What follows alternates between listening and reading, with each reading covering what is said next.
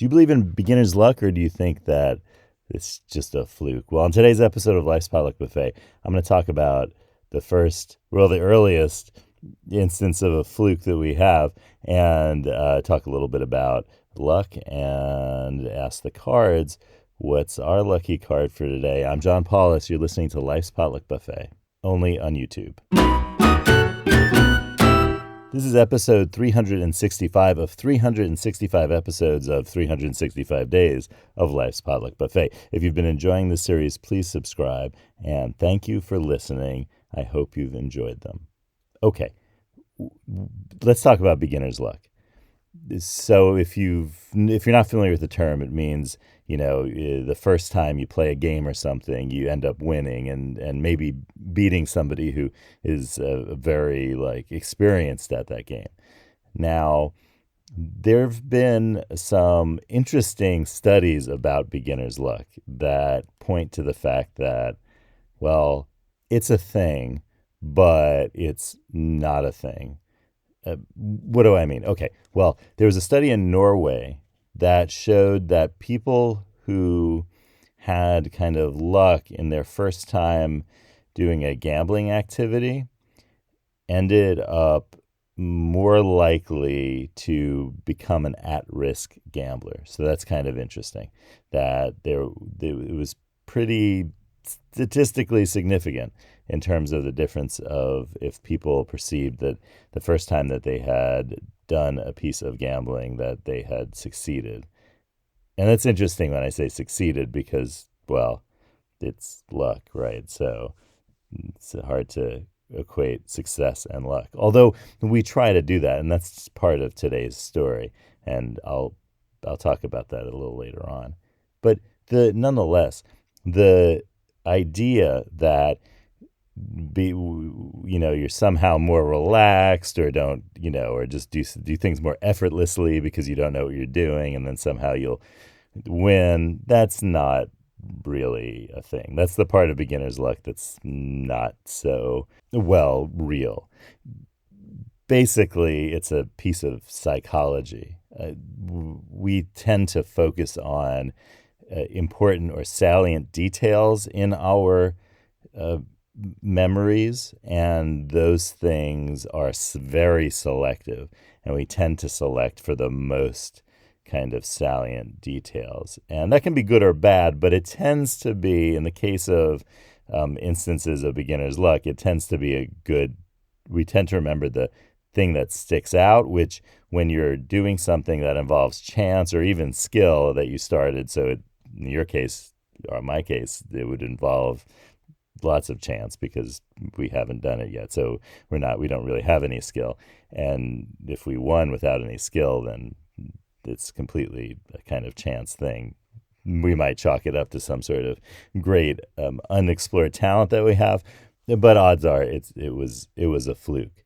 And so if there were 10 instances and we were successful in one of them, we won one of these 10 instances of this game, let's say a game of billiards, and you'll see why I mentioned billiards later. And that one instance where we won, whether it was the first time or second time, we tend to, and this is what psychologists tell us, we tend to remember that one time because it's that salient detail. We were surprised, and so it sticks in our memory. And then we basically sweep under the carpet the other 9 times when we lost.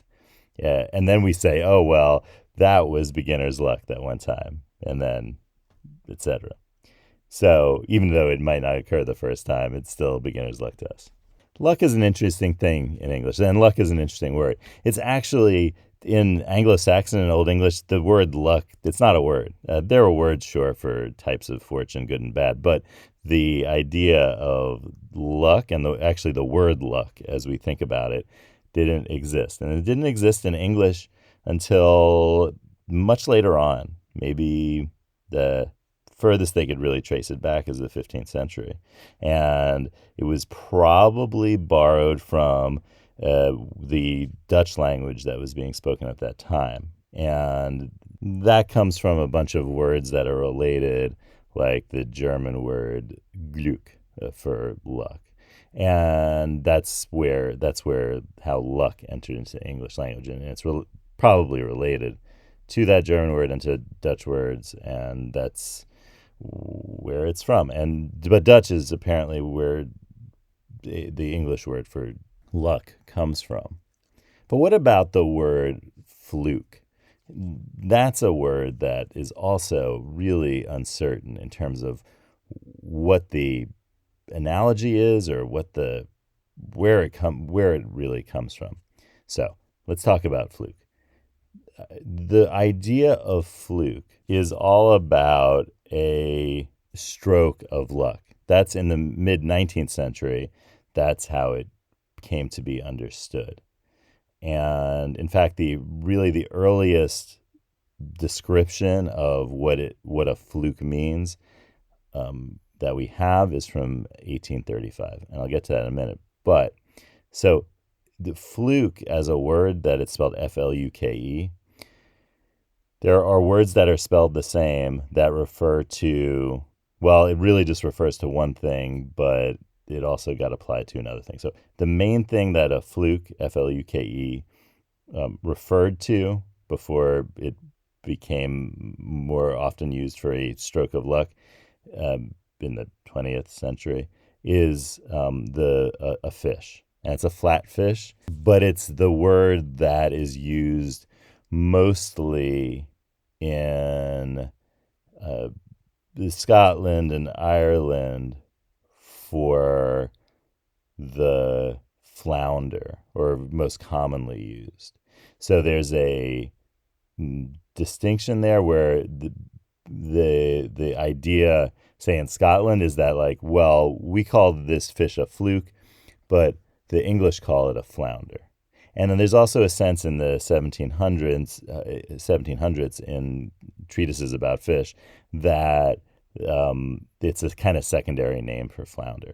So it was understood as in the English of, say, England, as being a flounder. And there were flukes and flounders in the Thames, but they were rare, and they were actually not in the Thames near London, or they were very rare there, which is interesting because I thought, oh, well, maybe, and I still have a thought that maybe this is why we call a fluke, is because of their rarity in some parts. But to be fair, the first use of it we have is in Ireland, and in Ireland, the fluke thing is not that rare. Although there's certain parts where flukes are rare, but it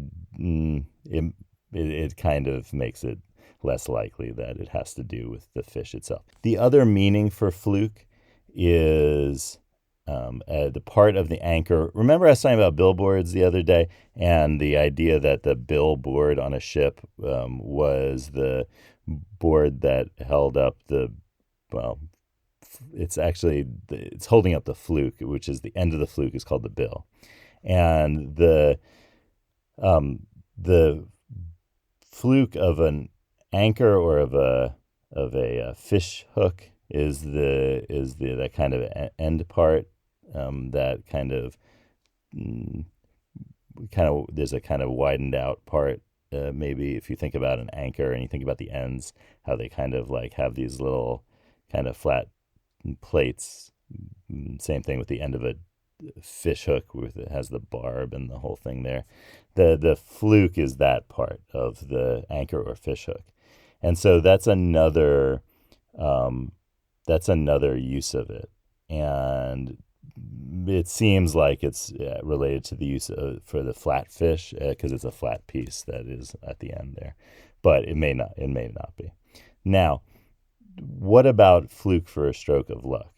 Now, I looked into literature on flukes, literature that mentions flukes, and the fluke is exclusively in the early days of the fluke, is about billiards, and there is no other kind of use for fluke. It doesn't get applied to just any chance situation, and it is a word from the British Isles. in the United States, and how do I know this? In the United States, when the Horatio Alger stories got published, and these are stories that are about young men who, as the American language versions of it say, paddle their own canoes. It's this kind of, you make your own luck kind of stories, right? Which is interesting because the Horatio Alger stories are kind of like the literary equivalent of the perception of beginner's luck, because the idea is that somehow you had something to do with the success when there are a lot of factors that had to do with your success. And so you paddling your own canoe, there's a lot of other people paddling the canoe for you, with you, around you, and there's a paddle and there's water and there's lots of things that are involved that are completely out of your control. In fact, on Life's Potluck Buffet, we think about it as being 80%. I could say that on some days it make me feel more like 90%, and then only 10% is really in our control. So those Horatio Alger stories are kind of interesting because they reinforce this kind of idea that there's a luck that you somehow kind of, control. So there is an example of a fluke in one of the Horatio Alger stories. And when it's published in English, the word is different. I thought I was looking through the wrong book when I was searching the English language book that got published in New York in the 19th century. That book calls this a scratch. And what happens is somebody hits the two balls with the cue ball, and like one of them sinks, or maybe both of them sinks. But nonetheless, they say that what's called in billiards a scratch. That's the version that's published in New York. The version that gets published in London says it's what is in billiards is called a fluke. And so you could see that the fluke had not even made it across the Atlantic in English yet. So it was really confined to the British Isles, and it was really confined to the billiard halls. And the first ever use of it that we have, the earliest use, at least the earliest use that we have that I can find, is in a story in the Dublin University Magazine, and it's in October of 1835. And it's the Chapters of College Romance, Chapter 4, The Billiard Table. And in that story, we have an instance of a fluke. And the person who wins this game on a fluke is a person named Nolan. And here's what happens. So he hits this shot. He's declared the winner. And those who had lost, and this is a quote here, those who had lost asserted that Nolan had won the game by a quote-unquote fluke. At the time, I was ignorant enough not to understand the meaning of this term. If any of my readers are in the same predicament, I should perhaps explain that it means a stroke for which the player is indebted more to chance than to skill. To borrow the words of an old proverb, if I may do so without annexing the very expressive though quaint illustration, one gained, quote, more by good luck than by good guiding. So that is the idea of the fluke explained kind of clearly in 1835. And whether this has to do with a fish, the anchor, or something completely different, at least we know it has to do with billiards. Or it had to do with billiards. Now it has to do with everything. Well, let's ask the cards what our lucky card is for today, and we'll see what they have to say. So yellow lemons, blue dumplings, magenta noodles, cards, tell us somethings.